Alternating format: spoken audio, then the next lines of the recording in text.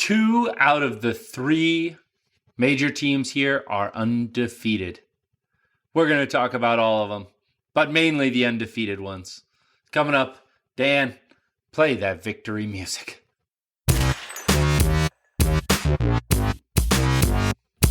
Welcome into another episode of the Blues for Brothers. I am Kyle Poland, joined as always by my brother Ryan Poland. We are breaking down the Denver sports scene and the larger sports scene in general.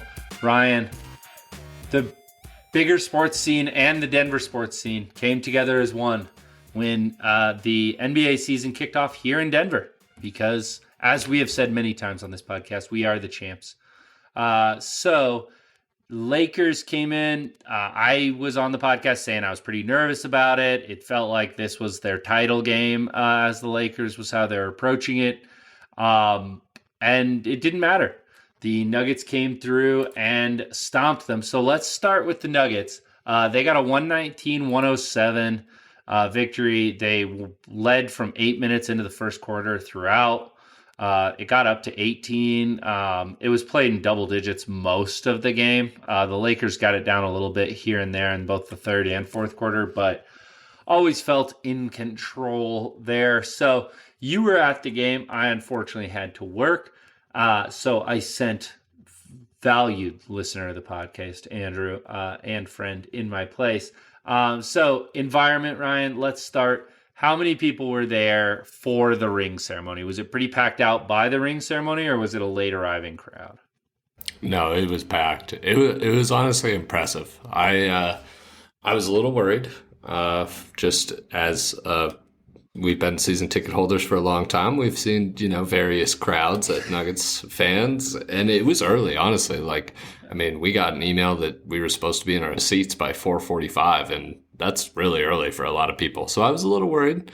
I got there at, 4:45, basically, right on the dot. It was in the stadium, and they didn't really kick things off until 5, but I had a friend that went to the game as well, and they showed up at 5, and there was no line outside.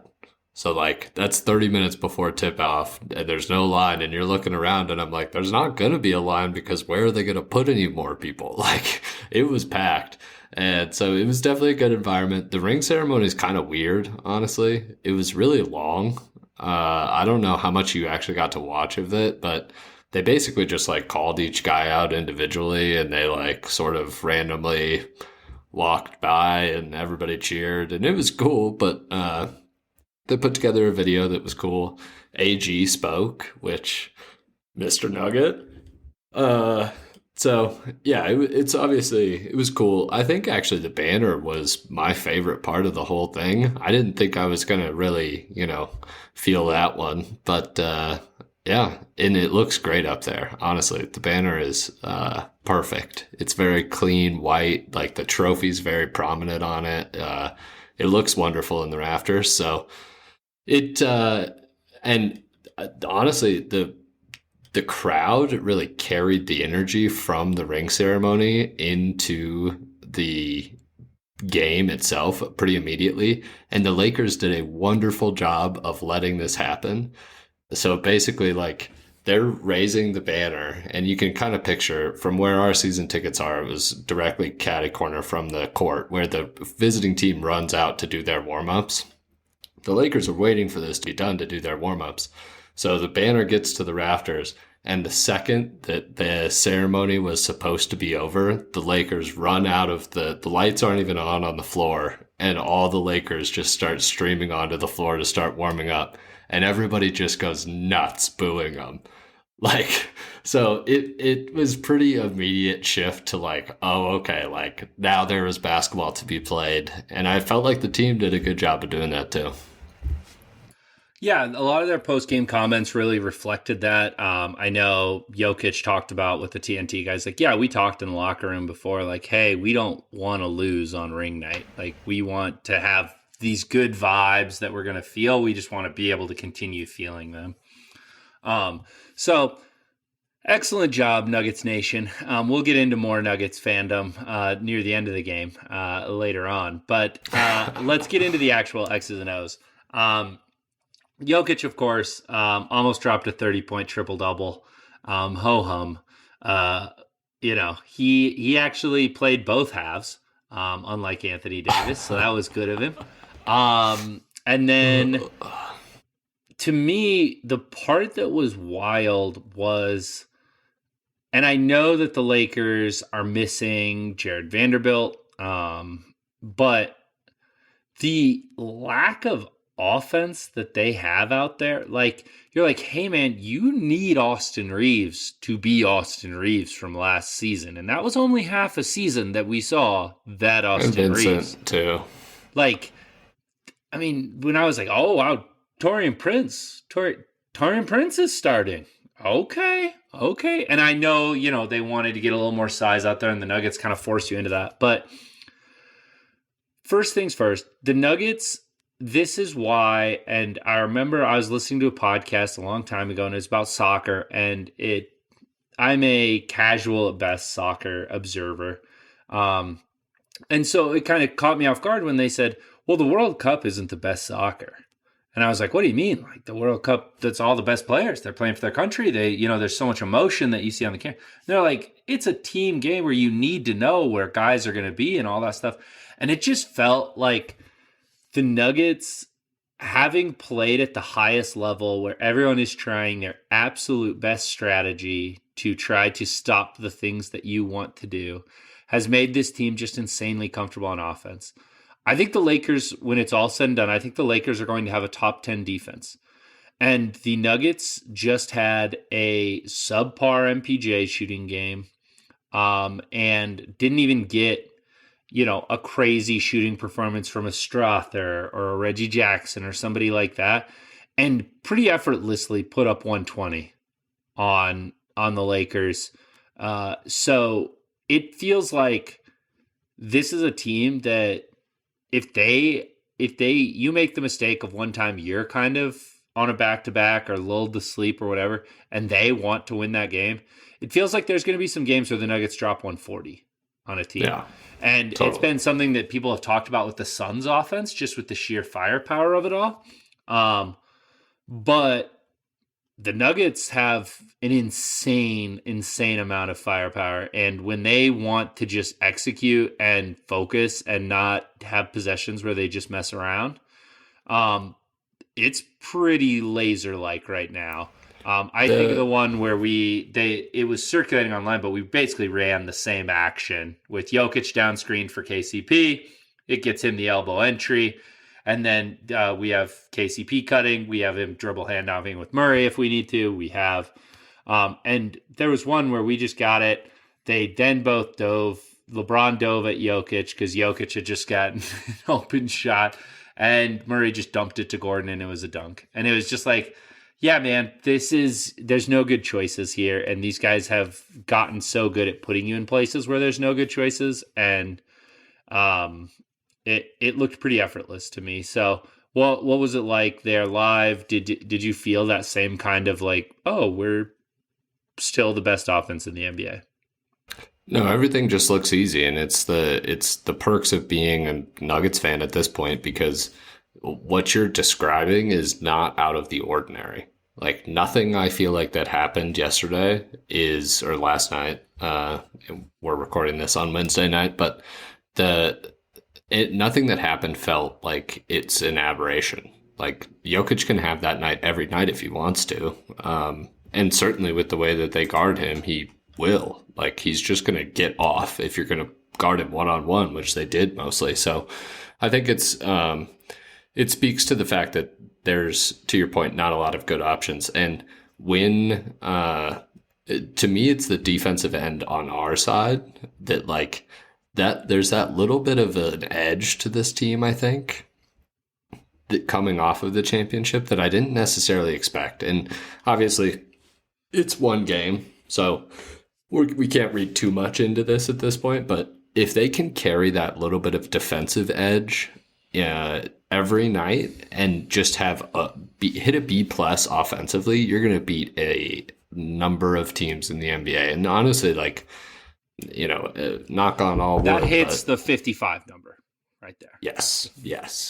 I mean, we're talking hitting about all-time stuff, honestly, if that happens. And you're probably talking about 3 all-stars, like, and you could honestly have a hard time not putting 4 depending on how good they are. So I think the sky's the limit for this starting unit right now. And if they're going to continue this Memphis game, I don't know if we want to talk about that at all, but they play Memphis later this week. Friday. And yeah, and that's a big game to me because that's a team that just lost to the Pelicans on an opening night. They're going to be at home without Ja. Like, they're going to get up for that game. Triple J is a good defensive player. Like, they still have they're a really good team without Ja. So, if they can go in on the road and sort of spoil that home opener, like, then we're talking about teams that I was thinking about this last night. This is sort of a Nuggets team that's been dominant, but we haven't ever really had like a 15 game winning streak or like 18 games in a row or 18 in a row at home even. Like, and I think this year is the year that we could see something like that start, where they just don't lose because they don't have a lot of weaknesses.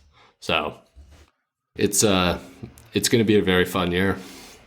Yeah, the understated part here too is that we have some motivated players.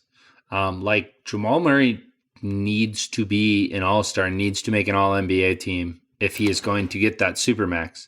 All NBA is it's like a $60 million difference if he's all NBA this year. So if you don't think he's motivated, I think you're crazy. Yeah.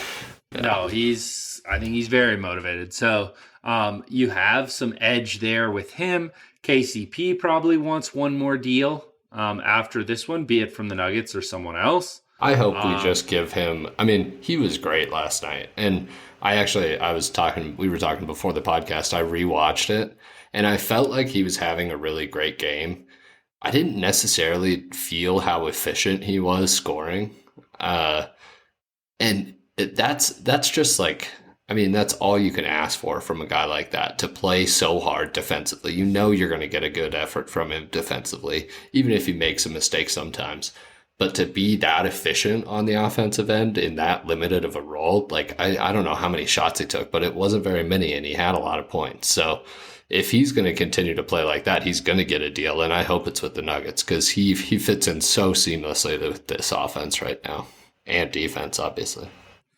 Yeah, I mean, he's just playing an efficient game in terms of all he does is backdoor cut, set screens, or stand and wait to get the ball past him for open threes.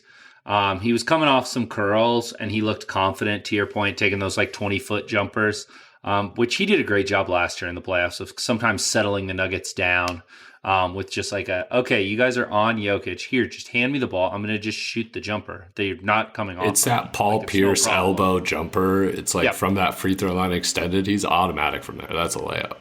Yep. So he got off to a really good start. Starters got off to a really good start. I think we knew that our starters were really good, even when we did our season preview. So I kind of wanted to get into the bench here. I was interested to see some of the rotations. I think they make sense in hindsight, and I don't think it's just because of Christian Braun injury that they played the way they did. But I'm interested to hear your take. Obviously, also, Reggie got off to a very hot start where you were like, oh, like this lead is going to get extended while Jokic is on there. And it did. Then the wheels kind of fell off the last few possessions before they went back to Jokic, where you're like, oh, yeah, this is ugly. So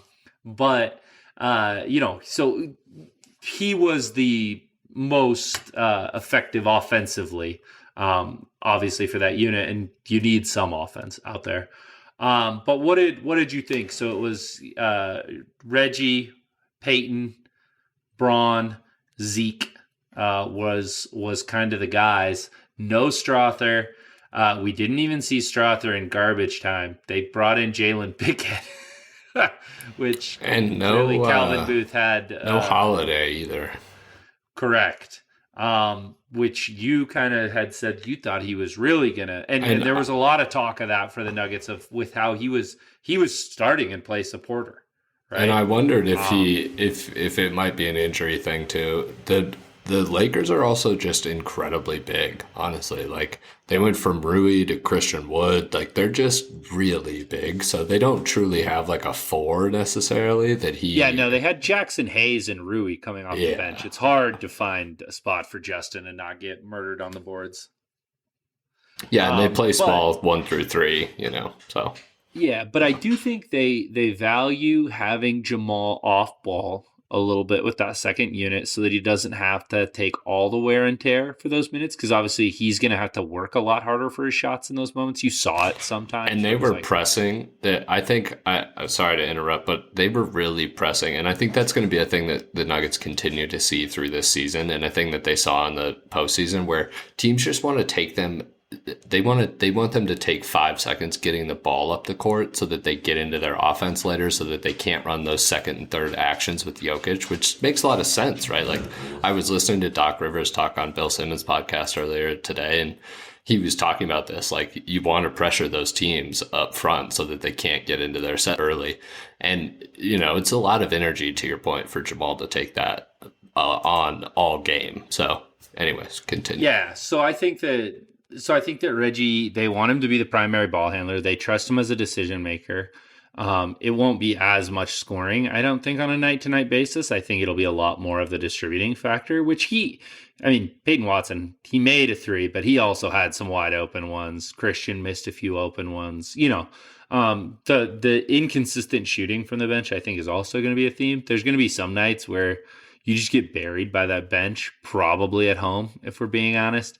And you're like, geez, man, like, okay, like Braun and Watson combined for 40. Like, if Peyton Watson's going to hit that, we're never going to. Yeah, okay, we're not even getting off the plane next time. Can you guys just let us know? That sort of thing. But I also think that there was very real push for this before the injury when Monte was here and he was playing really well.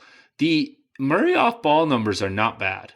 Him with a true point guard, Murray can slide into that too really effortlessly. And so I think that that's a smart, Murray is probably going to be pushing for a little bit more minutes this year. We talked about the All-Star thing, and it's his second year. He has every right to say, hey, I can get a little bit of the training wheels off. But so they're not as much wear and tear. And I also think that could be a very effective scoring unit where there's no one I trust more getting a kick out for an open 3 than Jamal Murray. And if we can have him shoot those the most on that second unit, that will make that unit a lot more effective, because I defensively, agree with you. They were everything we wanted. Yeah, totally. And I think you're right in theory. The part that I think I was frustrated with a little bit in this first game, and I think will continue to evolve through the season, is just I hate when he's out there, right? So we're logging these minutes and we go 2 and 3 offensive possessions and he doesn't touch the ball. Like, if he's going to be out there and he's going to be running with the second unit, and I agree he looks good off ball, but that doesn't mean that he doesn't touch the ball in the possession. Like, you can't just have him in the corner and have Reggie Jackson go the other way, run a 2-man action with Peyton Watson, and then shoot the ball. Like, that's, to me, kind of like, I would rather have you run the action the other way, and if you want to give Watson a shot, that's fine, but let Jamal do that action with him, because it's just going to be better, because it's Jamal Murray running it instead of Reggie. So I just don't want us to get too lost in like, oh, we're a second unit, like, and Reggie will figure those things out, I think. But those were just my initial thought. I also think Reggie played great, and I think it's a classic Malone move to just reward the guy who hung out in Denver all summer and played with the young guys. Like, of course he's going to reward that behavior. Like, Malone loves that stuff, and I don't blame him. I think Reggie's earned the minutes. It's going to be interesting to see how him and Brown stack up, especially with different matchups. I think it will be probably pretty matchup dependent. But yeah, it's going to be the backcourt is, you have fun options, right? Like, they're not bad. Yeah, no. I mean, if you can play to a dead even to even a -5 per game as a bench unit, we're going to win a lot of games by double digits. Because as we talked about with the starters, they're so good. I also think the Justin Holiday stuff, I think he is kind of going to be our true Jeff Green, where there are going to be DNPs, coaches' decisions, and then a guy in the starting lineup will need a break and he'll start him. And he'll be like, wait, but you don't play him normally. Yeah, but I trust him. So I do think he'll have a role come playoff time, which was one of your points. I think he will get minutes on this team, and I think it was the Lakers present a problem. I have one last big picture Nuggets question for you. Can I throw it at you real quick? I didn't prepare you for this I'm ready. before the pod, so this will be true. I remember this summer, when I was missing the Nuggets, or I would look at a Rockies loss and I'd need something to cheer me up, right?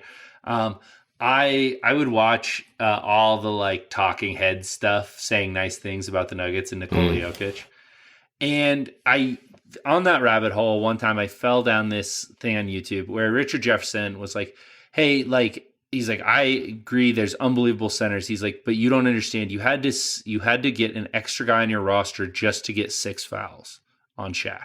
He's like, there are guys who weren't one of the 12 best players on your team, but you were like, well, you're big enough to foul him and maybe not let him put you in the ball through the rim. Yeah.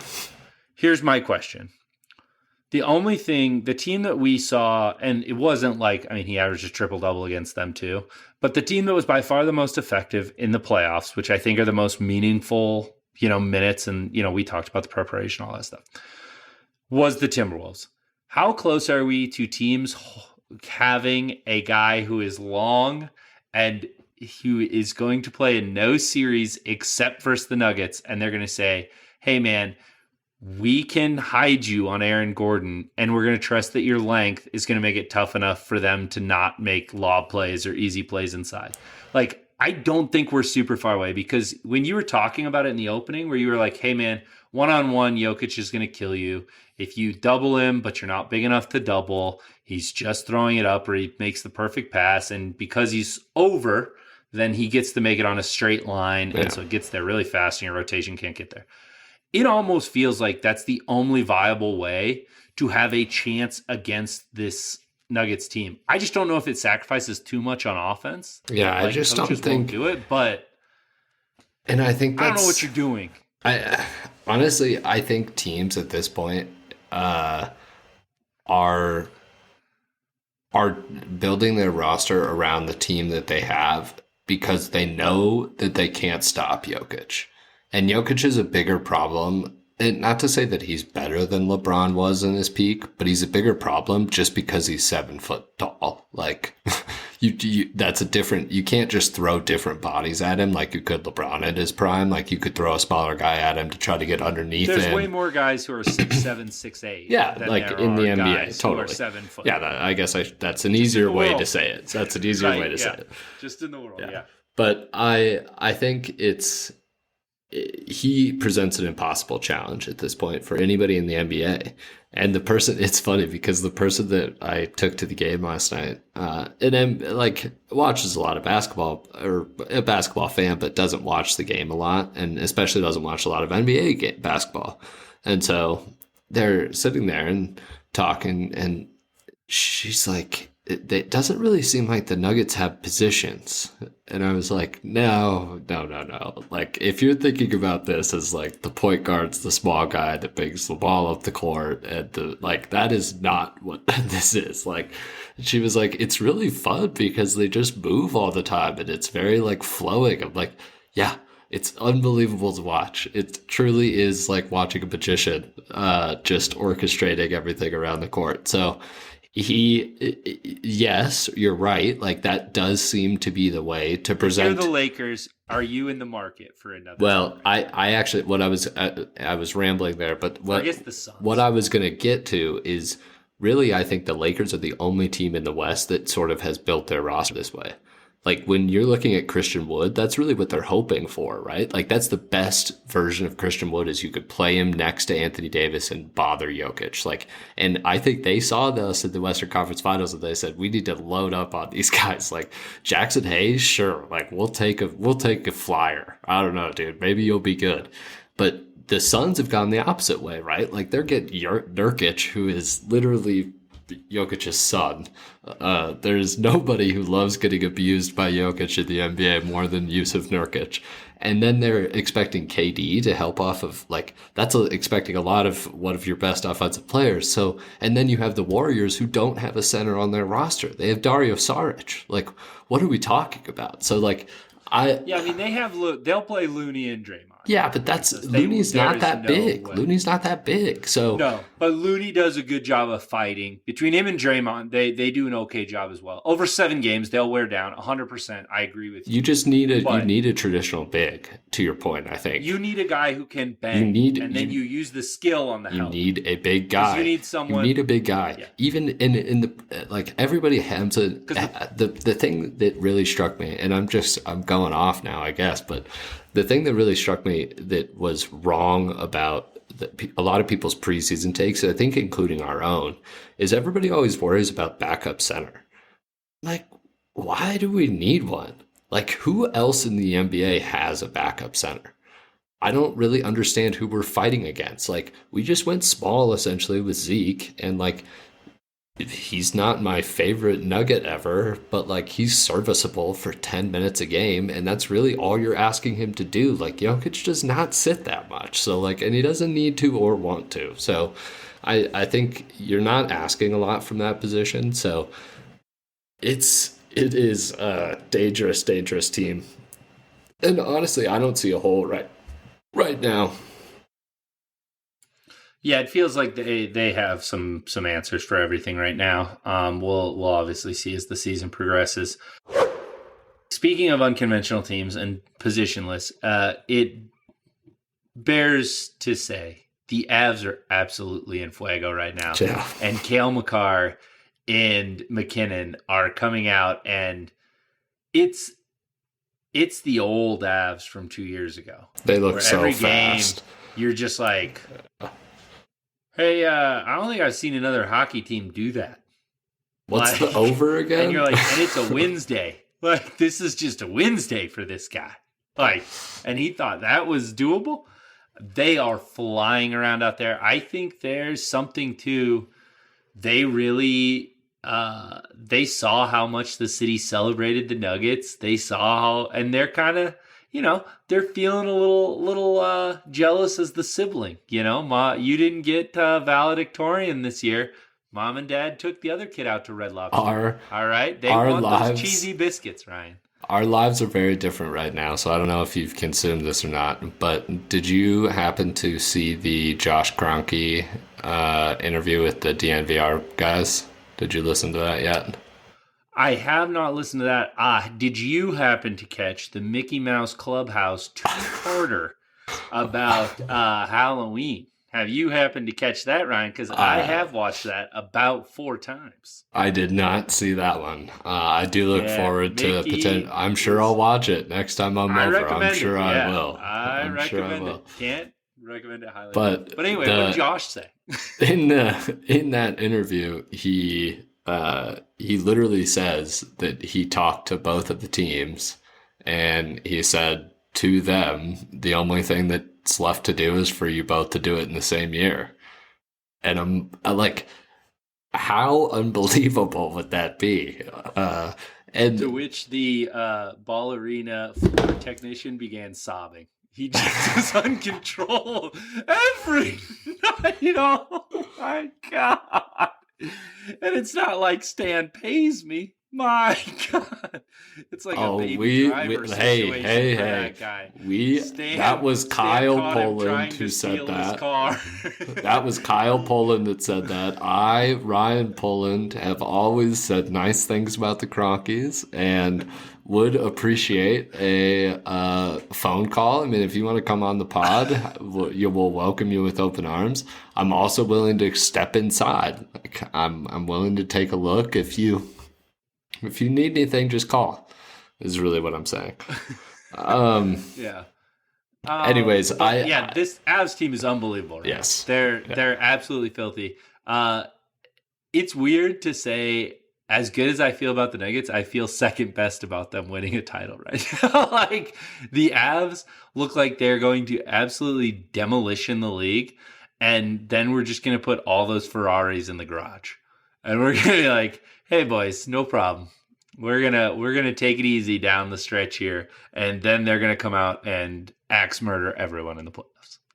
It's pretty fun. From your lips to fun God's time. ears. Yeah. Yeah. Any other Avs thoughts from you? Anything there? No.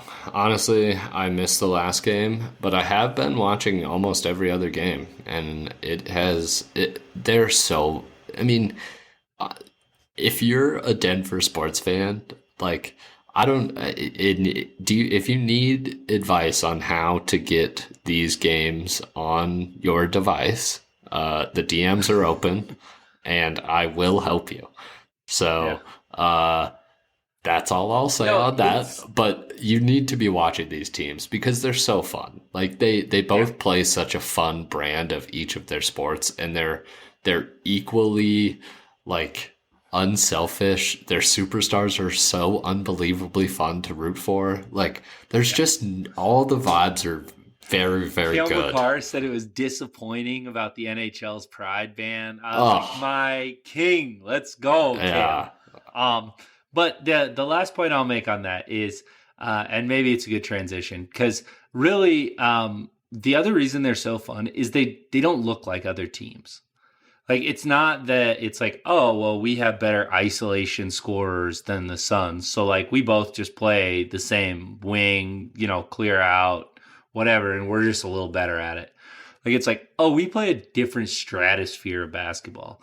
And then the way that Makar comes down into the attack, the way that all of our defensemen come so low, and just the formations and shapes that you get in the attacking end with the Avs, it doesn't look like any other team. And the fact that basically our offense is just Mackinnon getting the puck behind the net and skating as fast as humanly possible into the offensive end and scoring. I don't think that's like, there's like one other team. I mean, it's like Sidney Crosby at his prime and then like nobody. Like, I mean, that's just not. He's really good. Everybody just stands at the blue line and Mackinnon just zooms past everybody into the offensive end, and they're like, all right, well, we're onside now. Here we go. Yeah. No, it's I think it's having watched the Avs defensemen pass in last year's playoffs, I think it's a good strategy. I think that's good self-scouting.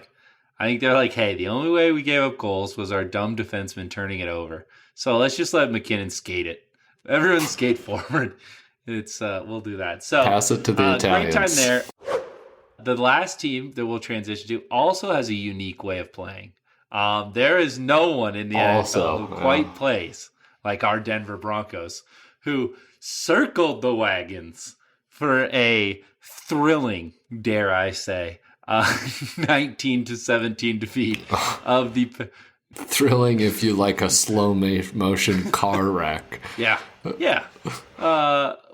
Some do. And... So the Broncos continued the trend of every team that should have been tanking winning. The Patriots won, the Bears won, we won, which, it just goes to show, like the NFL, it's just different with your body on the line and shortened careers. You want to get dealt. That we probably honestly should have played that into factor of like, these guys are like basically auditioning for whether they get to go to the 49ers or the Chiefs, or like, they're like, pick me, Chiefs. Like, look at what I can do out here. Like, it's Jerry Judy's like, you will not believe how fast I'm going to run on these routes today. No, I'm going to try for the first time in 2 Kyle years. Said he's you will not. And that's all I needed. Line me up, boys. But it was a confusing game plan from the Packers. How much of this do you blame on the Packers, and how much credit do you give the Broncos defense, which was obviously, we talked about it coming in, it was historically bad. There were tons of mismatches on paper for the Packers to go after, and they seemingly decided to do the Josh McDaniel check down offense and not throw anything further than 4 yards downfield against the worst deep passing defense in the NFL. So I gave them like 70-30. It makes you concerned about Jordan Love.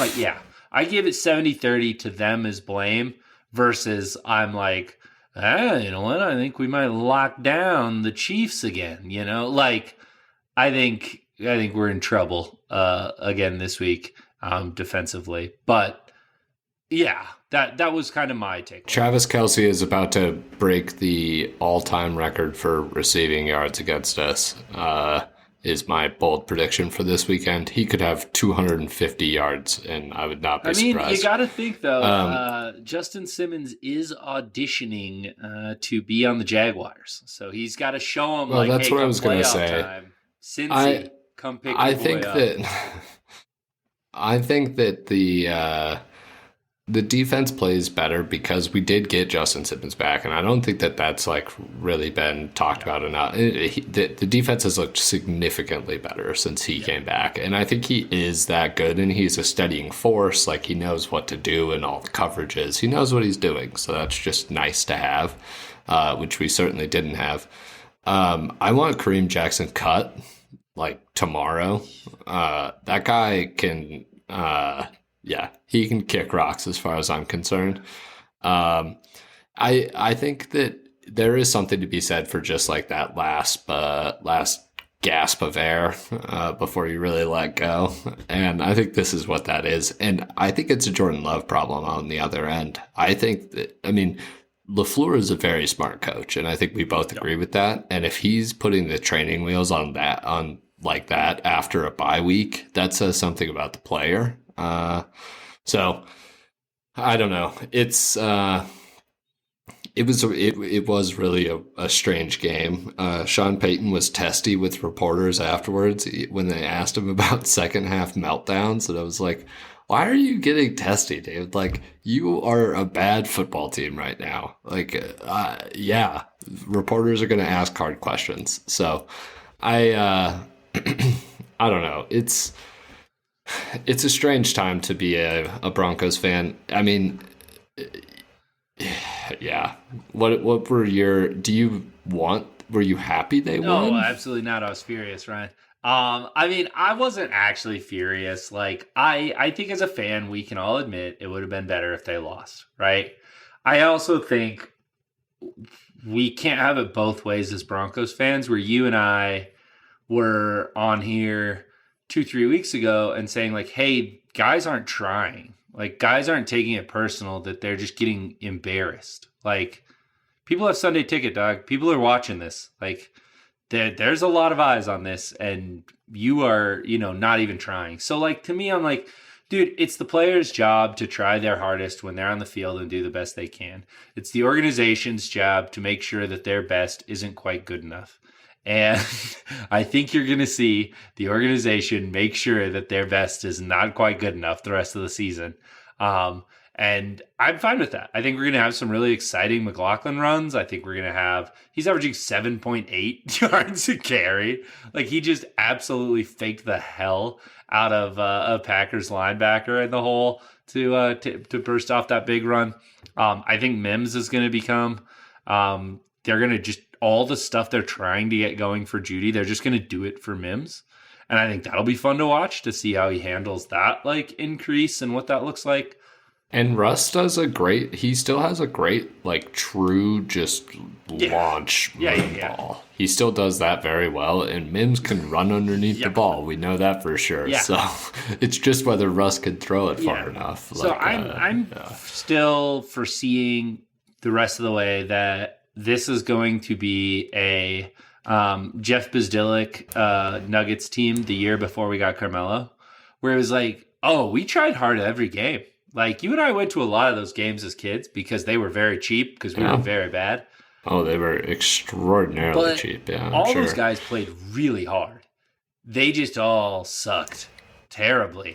And we lost so much. Like, those are one of my favorite Nuggets teams. They probably stole 4 games that they shouldn't have even won, like, with pure effort. Oh, like, way more than as 4. Bad as they like actually reached their ceiling, I would say. And I think that's what we're going to see more of the Broncos, and I'm excited about that. Of like a bunch of young guys who just give a shit, who are going to have some embarrassing moments. They're going to have some things, but you're also going to see some moments where you're like, dang, man, Mims went for that catch. Like, holy hell. You know how Sutton and Juedy just kind of roll their eyes and throw their hands up when it's not perfect? Wow, holy hell, Mims toe tapped that thing and laid his body out to go get that. You know, like, I think we're going to see a lot more effort. I think it's going to be a lot more fun to coach.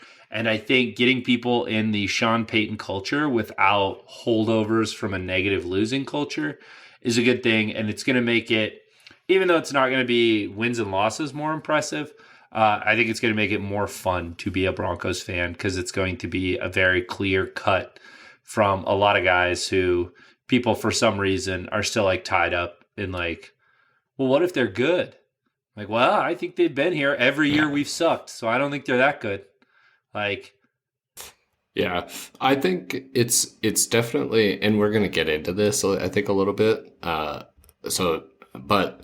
I do think that it's important as a Broncos fan to realize that it doesn't necessarily matter if you win a couple of these games. Like, they're fun. It's fun to win. So, like, it's going to be okay. Like, you're going to end up with a good draft pick because this team sucks. This team is not good. Like, this is most likely going to be a top 4 pick. So that is a good thing, right? So, and if you win a couple games, enjoy those little wins along the way. I hope they come with Russell Wilson sitting on the bench for our bet. Hard disagree. Got to play Russ. That's the biggest chance to lose. Well, I think you have a great chance to lose Jarrett Stidham too, but no, can't take the risk. But you know what you have, a loser. Got to keep with that guy. So what do you think? What do you think they're gonna do? Can I actually kick this off with my favorite trade rumor? I would love to hear my favorite quote from a GM. My favorite quote from a GM was that he said, quote, "The Broncos would be interested in a trade for Russell Wilson if a market existed." And I said, no fucking shit, dude. No way. No shot. Do you think that the Broncos would be interested in trading the guy that they owe $150 million to and has looked like B- Derek Carr or David Carr, excuse me, for the last 3 years? You think they'd be interested in trading him? No way. No. Offers, no. You know, we need some first round picks, of course, back. A couple. We gave a couple. Yeah. Dude. And we gave away franchise quarterback Geno Smith. Peyton's going to be dealing. I want my picks. I want my pick back. All of them. Right? Can you imagine what Sean Payton would be doing with Geno Smith right now? Nothing good. This team would be 4-2, I think. No, our defense has been historically bad, and the gap between Lockett and Jigba and Metcalf, between these 3 trash cans we have out there, is the Grand Canyon undersells it, Ryan. Like, I don't know where alien life exists, but the difference between us and them, distance-wise, is how wide the gap is between Seattle's wide receivers and ours. If I could just get on the right. I think aliens are much more like us than you probably think. Listen, you sound like you have inside knowledge. Maybe we should have a spin-off podcast. We're not alone. The Lucifer Brothers. We wouldn't even have to rename it. It kind of sounds, Lucifer already has a history of all its own, a DIA. You're just tying into it. Murder. Yeah. All right. So, let's get into this trade deadline. There have been increased rumors about Patrick Surtain, and Mike Tomlin has reportedly told the Steelers, like, go get him. Like, whatever we need to do, go get him. If Mike Tomlin wants to trade, you should not trade that player. Do not trade that player. Don't trade him to anybody. Definitely not the Steelers, but do not trade him. If the Steelers call, honestly, that's an automatic hang up and take him off the block. Yeah. Like, you know what? Actually, we think we're gonna actually build around him. Not interested. Yeah. But so then, just tonight, a few hours before we recorded, Benjamin Albright from 850 KOA, he responded to somebody and he said,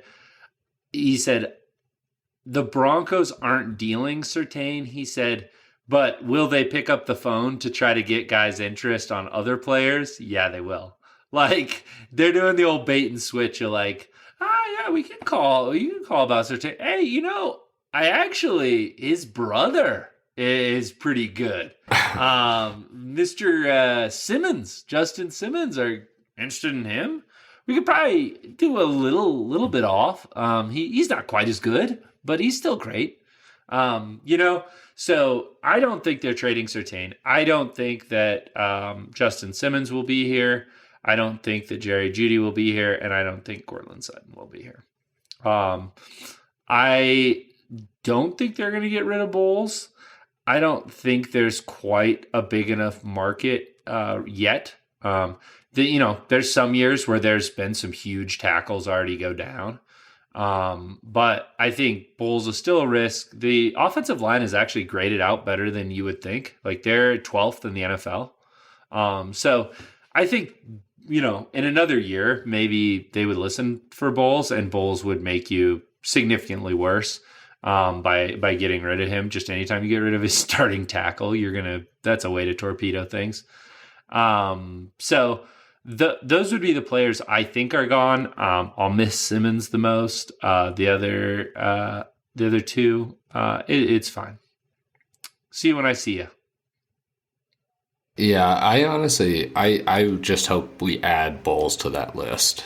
I hope he's on his way out as well. If I never hear his number get called for a holding in a Broncos uniform again, I will be a happy man.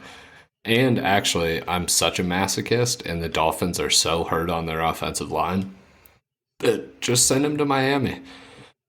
But yeah, to your point, I don't know what the market looks like for any of these guys.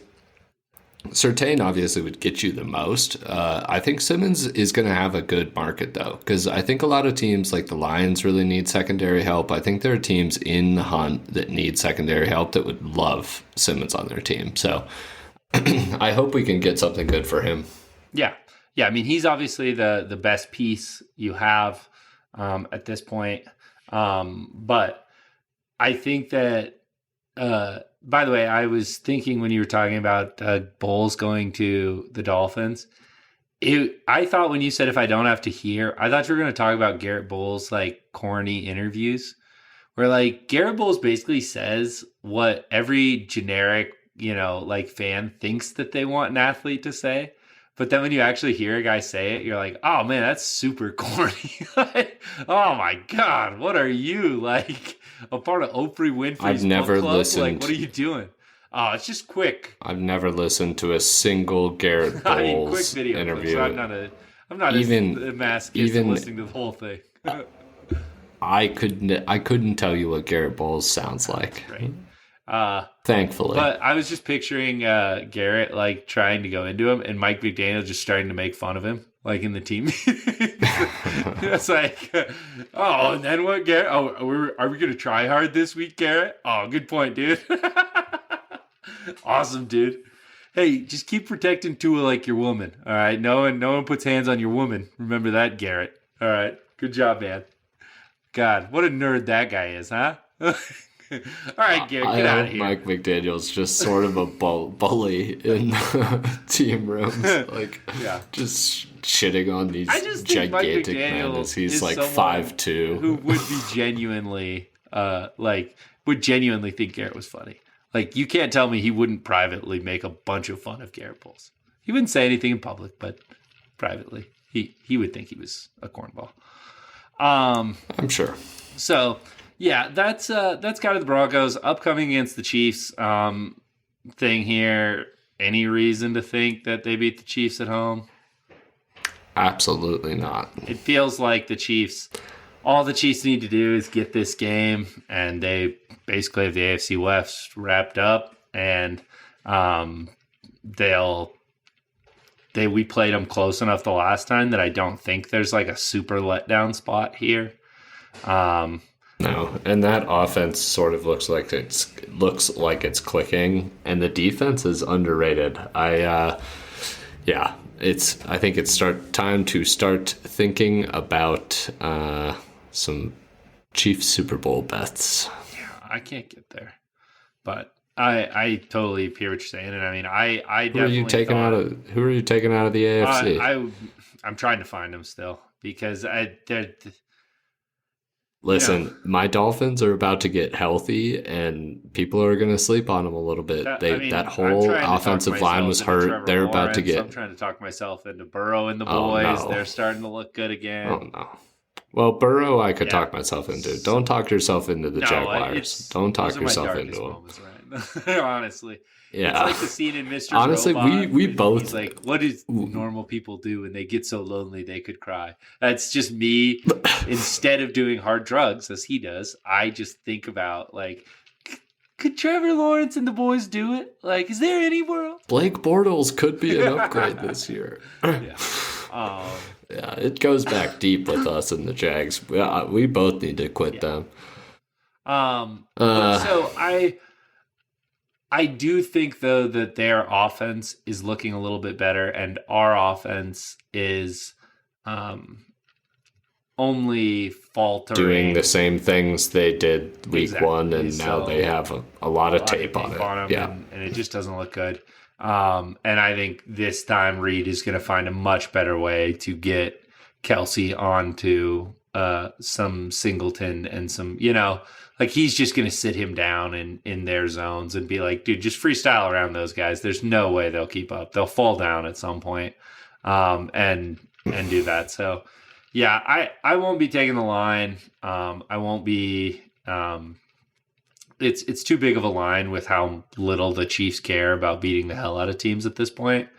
I would honestly find these player props and stuff don't come out before we record this. Otherwise, I'd probably give you like a hard and fast thing here. But I would just look at like over 24 Chiefs points and like Kelsey over 80 yards or something, and just get to like plus 120 and have a wonderful afternoon watching it, because I don't think there's any way this defense slows them down, and I don't think there's any way Kelsey doesn't do that. And even if the Broncos somehow kept it close, if Russ pulled one out of his ass and the Broncos somehow only lost by 3, you're not just devastated. Yeah.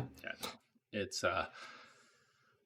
yeah, I don't see a lot of betting angles for this game. I think that it's going to be another depressing Sunday but like I think this will be the last one. I think with all these rumors, with all this stuff, I wouldn't be shocked if there's some late. The buy is after this too. It's a good buy, honestly. I wouldn't be surprised if there were some late scratches for this game for the Broncos either, where it's like, okay, we'll trade for him, but don't play him today. Like, we don't want him getting injured on your crap team.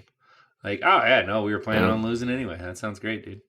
So I wouldn't be shocked to see that this week either. So something to keep in mind.